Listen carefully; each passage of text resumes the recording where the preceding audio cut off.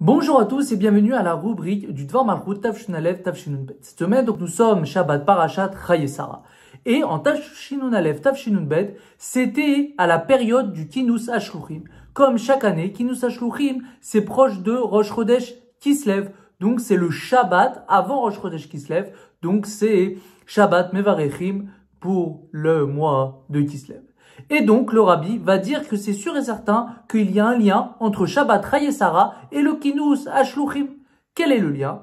Tout simplement, qu'est-ce que c'est la Parashat Chayei Sarah? Chayei Sarah, on voit que Avraham Avinu envoie Eliezer aller chercher une fille pour son fils Yitzhak. Donc, en deux mots, qu'est-ce qu'il fait Eliezer? Il va faire une shlichut. Et donc, le Rabbi va expliquer c'est quoi sa shlichut. Il peut avoir deux façons. Soit un shliar, un vrai shliar. C'est quoi un vrai shliar? Et de là, il va nous apprendre qu'est-ce que c'est un shliar. Un shliar, c'est quand quelqu'un il va faire une mission que, bien sûr, quelqu'un lui a demandé de faire, mais il va lui faire à 100%. Ça veut dire quoi à 100%? Ça veut dire qu'il va même pas réfléchir et il va même pas penser et en deux mots, il va faire exactement ce que lui a dit celui qui lui a envoyé. Et ça, c'est la première donc façon. Et la deuxième façon, ça peut être un shadran.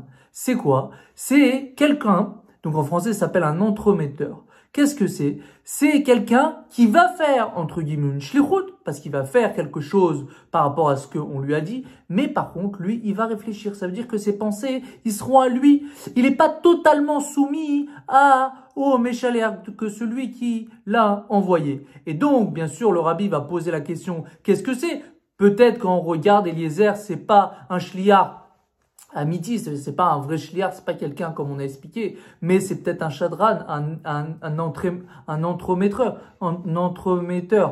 Et donc, la réponse, le Rabbi va dire que non.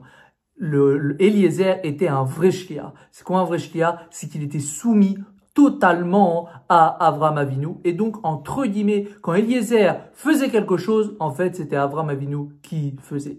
Et ça, c'est bien sûr tout le inyan de Kinus HaShluchim et bien sûr pour chaque juif.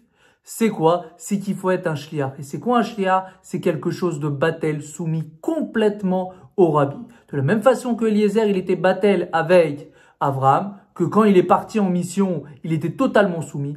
Pareil, nous, chaque shliar, on doit être soumis au Rabbi et que quand en fait on fait une shlichut au Rabbi, on fait une shlichut quelque part, il faut pas se dire qu'est-ce que je dois réfléchir ou pas. Pourquoi? Parce qu'on est soumis totalement et donc en fait c'est le Rabbi qui est là. Mais tout simplement nous on est l'obstacle. Mais en fait c'est le Rabbi lui-même qui est où on se trouve en ce moment. Alors il termine et bien sûr il dit que c'est ça bien sûr. Toute la mission c'était un shliar. Mais c'est quoi la plus belle shlichut qu'on doit faire? C'est d'amener la Géoula. Et comme on sait que ça y est c'est terminé, alors il y a une seule chose à faire. C'est de bien sûr souhaiter que concrètement on voit la Géoula Amitit Ve'Ashlema et bien sûr qu'on revoit tous les shluchim et bien sûr le grand shliar et comme on a dit sa source c'est le Rabbi Melech HaMashiach.